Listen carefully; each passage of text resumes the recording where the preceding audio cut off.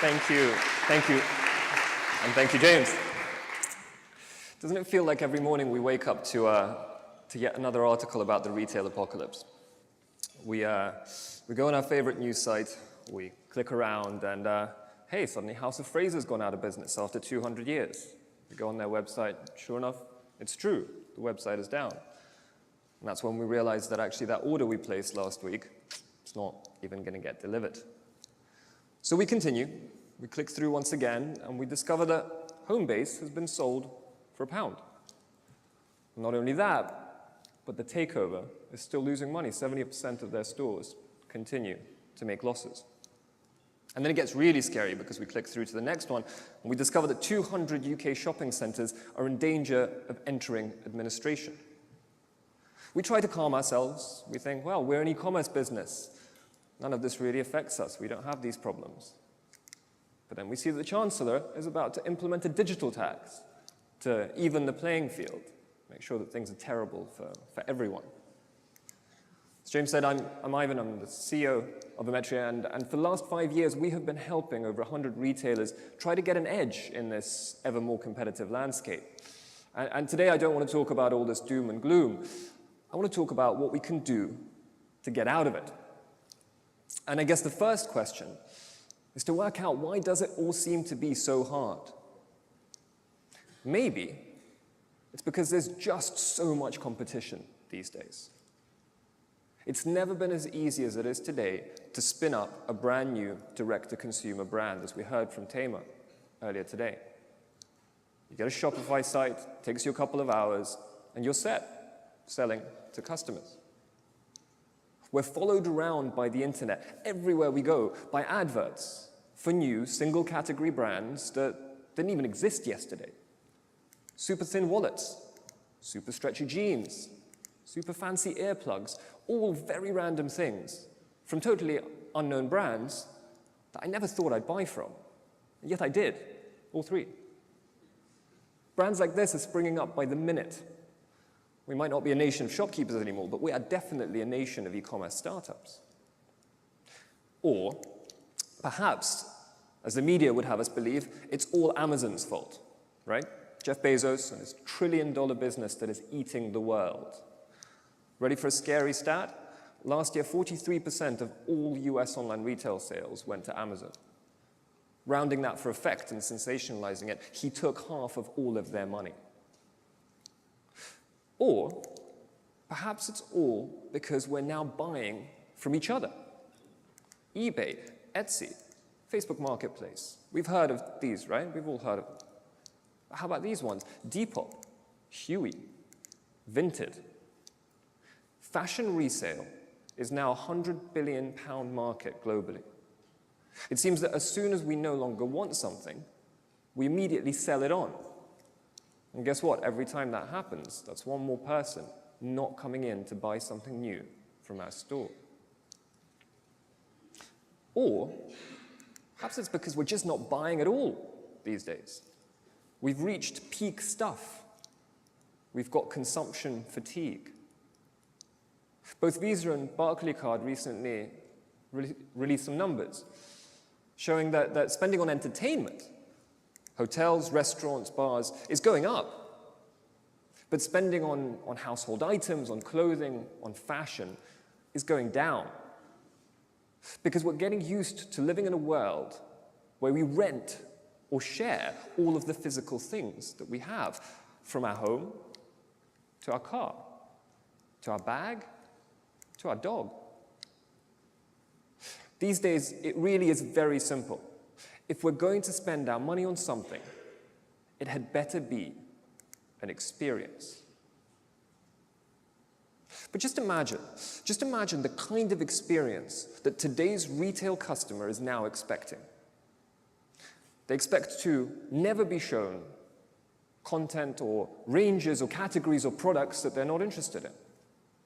But they are expecting to be shown the things that they are interested in first, so that they feel special, so they get it ahead of everyone else.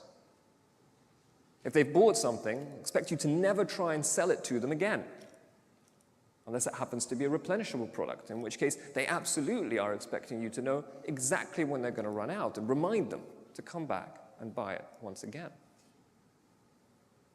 They expect you to never communicate with them so much that it gets annoying. And yet, they do expect you to communicate with them just enough so that they can discover all of those things that they're interested in. If you stop interacting with them, they expect you to realize, expect you to change your content, change your frequency, even change your channel, because yes, they do expect you to know what channel they want you to use to communicate with them. And it's not as simple as it used to be. For me, it continues to be email, as it does for most people. But for my wife, it's Instagram. For our 5-week-old son, well, God knows, but it's probably not something on this list. Get all of this right. Get it right, and you'll inspire them to come back to your site, or maybe even go back into your store. Get it wrong, and well, them not coming back to your site is the least of your worries. Here's the thing. As James said earlier, this is simply not something that most retailers and retail brands are getting right. Every year we do some research here at Ometria, and we ask thousands of people about their relationships with retailers and retail brands. And this year, 75% of them told us they do not feel understood. The fact is, in retail, most people are still talking about consumers. Consumers is this mass of unknown people about whom we aggregate data at scale. Consumer spending is down, shout the headlines, that sort of thing. But in this world where brand loyalty is low, where there are endless options, where we don't really even want to buy stuff, these grand generalizations about consumers simply no longer suffice.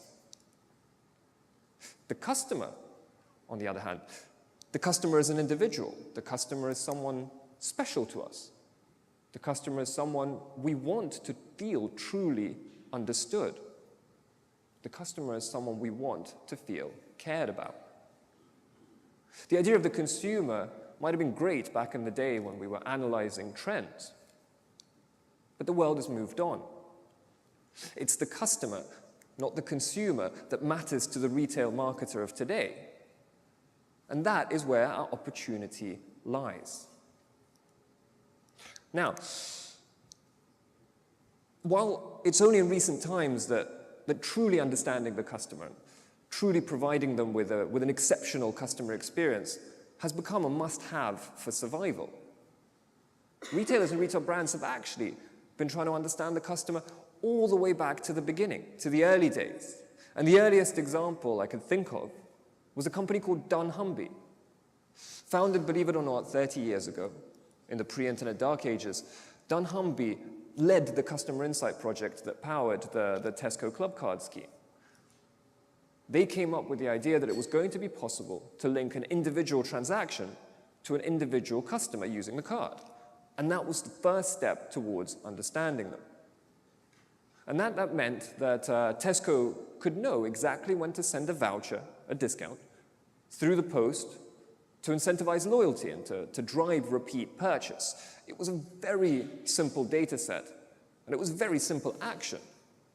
And yet, at the time, it was revolutionary. Fast forward a decade or so, and the internet had taken over.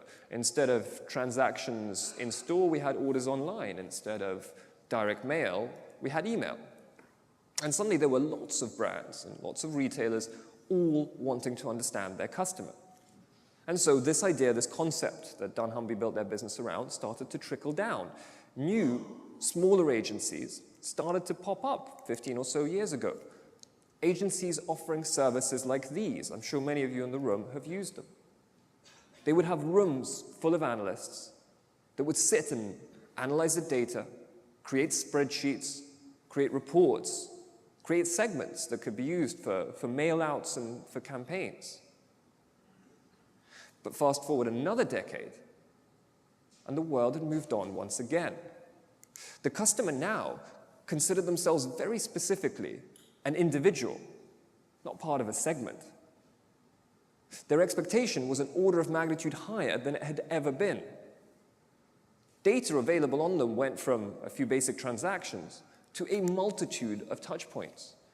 What they bought online, what they bought offline, what they looked at in the website, what they looked at in the app, what adverts they clicked, what emails they opened. And the channels through which the retailers now needed to create a unified experience for them went from a bit of direct mail and some emails to an endless stream of search, social media, SMS, push notifications, messenger chat, and more.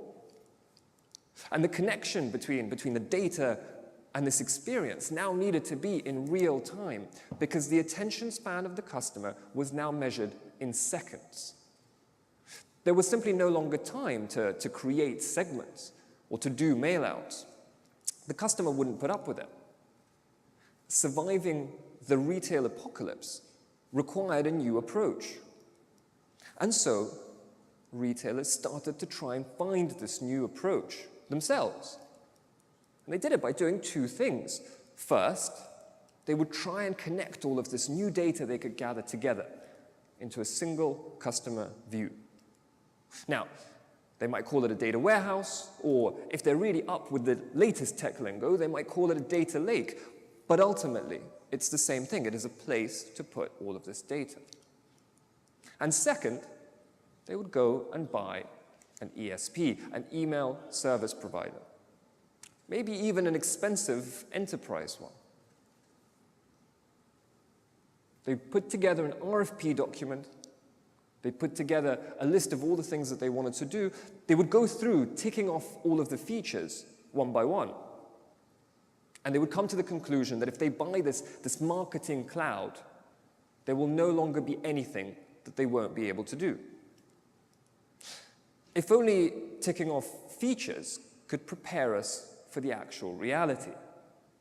Here's an email I received a couple of months ago, totally out of the blue. It was sent to a group of people, including me, from someone who was experiencing this actual reality right then and there. And we see retailers find themselves in this situation over and over again. They have the latest data warehouse. They have an expensive customer insights agency. They have an enterprise ESP. So they seem to have it all, from the data to the marketing platform, and yet there they are, still just sending generic newsletters. The thing is, this marketing cloud, it's just a collection of different products, all lumped together with a logo in the top left corner. That enterprise ESP, it wasn't built for retailers. None of them were. It wasn't built to meet the kinds of customer expectations we've just been talking about. It wasn't built to provide those kinds of experiences because they were all built decades ago at a time when the cutting edge was taking a segment of customers that hadn't shopped in 12 months, sending them a one-off email with a discount code.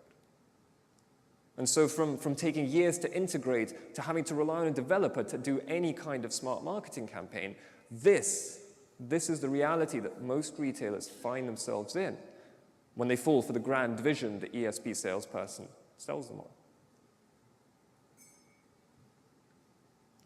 The fact is that the way that most retailers are using technology today is backfiring. They're doing it because they want to keep their customers loyal. They're doing it because they want to keep their customers coming back to their site. And the actual outcome, the reality, is that they're pushing them away. And we all know that once you push them away, they're probably not going to come back. See, in 2013, five years ago, James and I started Ometria together with Jalal and Al here in the room. And we set out on a very specific mission to help retailers create marketing experiences their customers will love. We knew that this is what all of you were trying to achieve with what was available. But we knew that it wasn't working. So we decided to build something new. We built the only marketing platform that has the customer right at the center of it. We built the only marketing platform built exclusively for retailers and retail brands. We built the only marketing platform built for you. From furniture and homewares to beauty and fashion, big and small, fastest growing startup and oldest continually running clothing manufacturer in the UK. We are proud to work with over 120 retailers. In fact, can we do a show of hands? We haven't done that yet. Can you put your hand up if you're an Ometria customer? Nice. Thank you. But genuinely, I want to say thank you to each and every one of you, because you are why we are here. You understand the difference between a consumer and a customer. And that's why we set up Lifecycle too. At our core, we are a technology company. That's why we exist. But we build our technology because of our mission. And we were sure that there was going to be a community of elite retail marketers that shared that mission, that wanted to create marketing experiences their customers will love. And so we decided to bring everyone together so that we could learn from each other, so we could share ideas, so that we could push each other to do better day after day. And that community has grown from the first life cycle in that nightclub that James was talking about, to the second, to the third, to the fourth, to the fifth, and now to all of us here today at the sixth one.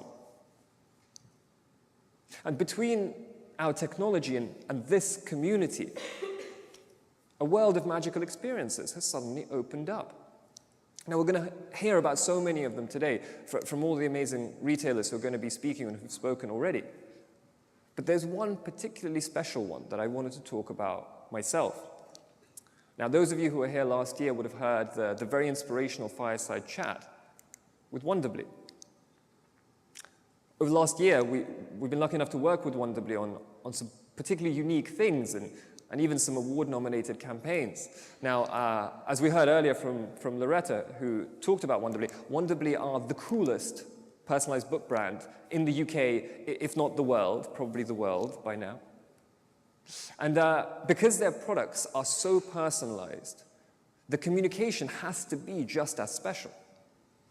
And we take no credit for the amazing creativity that goes into their campaigns. That's all the Wonderbly team. We're just proud that it's Ometria that's the technology that powers them. And in every purchase process for any of the books with Wonderbly, they collect as much data as possible about the recipient of the gift. Everything from name, to age, to date of birth, to gender, to even hair color. And that meant that when they launched their latest book, The Birthday Thief, they ensured that any time they communicated with the customer, they took all of that into account. A special birthday book just for Mark, a message might say, and inside, when you click through, would be an illustration that looked just like him. And to make the customer journey really special, they actually decided to cut out a step of it. They deep linked straight from these messages, so that if you clicked through, you didn't end up on some generic product page. No, you ended up on a page showing the fully finished, personalized book just for Mark. In fact, instead of me talking about it, why don't we have a look?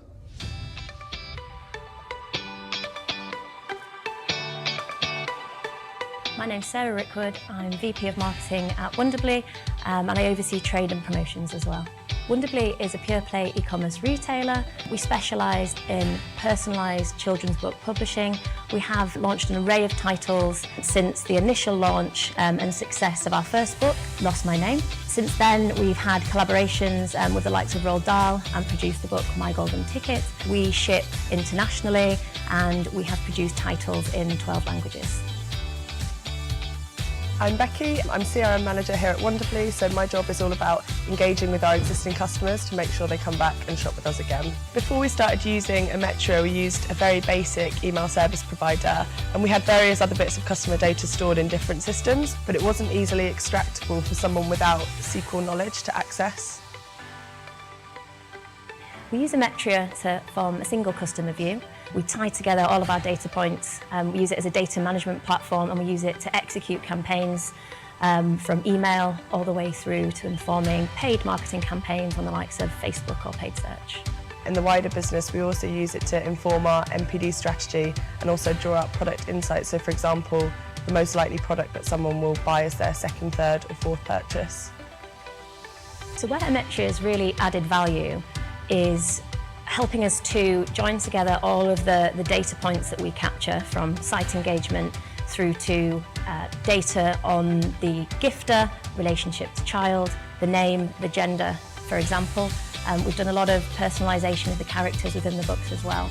So Ometria has helped us pull that together to inform dynamic creative and allowed us to tailor comms almost on a unique one-to-one basis, and that's really driven an uplift in revenue per email sent. So because we're primarily a gifting business, it presents quite specific challenges around retention. We've been working with Ometria for quite a few years now, and the team there have really helped us move towards a personalised marketing strategy. We use Ometria to personalise all of our product launch comms, including the Birthday Thief book, which we launched last year. So as a result of the personalisation in this campaign, we saw an uplift of 600% in revenue per 1,000 customers emailed. So I can't imagine not having Ometria now. It would just take so much longer to do everything.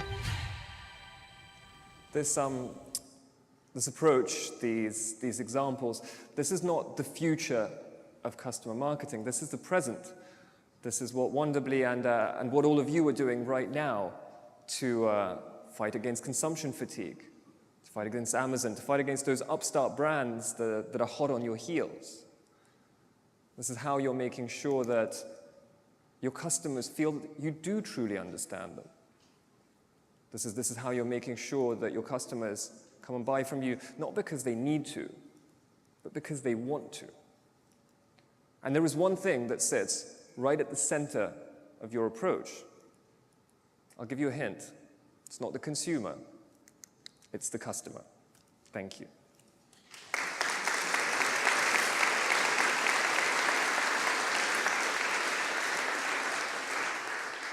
Thank you, Ivan. We're actually a few minutes early, so I know we were going to go straight into roundtable discussions, but if anybody would like to ask Ivan a question from the floor, otherwise, of course, he'll be around all day for you to nab him downstairs, but if anyone would like to ask Ivan a question about the talk, because otherwise we're going to get you on the round tables in a second, but do we have anyone in the back? Had no questions in the back. We've got a question here. Ashley, thank you. That laid there, thank you. I just wondered what you think the biggest innovations are going to be in life cycle and customer management in the next year? There is, I guess there's always innovation happening in all three of the things that were on a diagram a little bit further on. So from the data to the channels to the way the interaction between the two of them work. In each of them, we see over the next couple of years quite dramatic changes. I think Jalal will probably talk a little bit about that in his workshop, so definitely come along to that. It's excellent. But if you think about how the channel mix is expanding, the majority of retailers that we work with will do way more than email. They use email, maybe Instagram, maybe Facebook, in a unified way, in a way that targets individual customers. But to have also started adding on everything from SMS to push notifications, and to be getting into the world where, for example, in China, everything's now happening through messaging apps. We're still not there yet. So certain innovation to come in the next couple of years where both the technology becomes better at that, but also the usage of it within retention marketing. But then equally, the data sets, we're in a great place to now very easily be able to track both purchase behavior and website behavior and all the marketing behavior together. We haven't yet seen a great way of tracking excellent offline interaction data. You can certainly tell when people buy something in a store, you can connect it with an e-receipt or with a loyalty card. But when somebody is looking around and just generally having activity, things like beacon technologies didn't work out. We're still waiting for an innovation there to try and track that. So I guess at all of those sort of stages, there's many more things to come. Thank you. Thank you. Well, once again, Thank you Ivan, very much. thank you very much indeed, as always.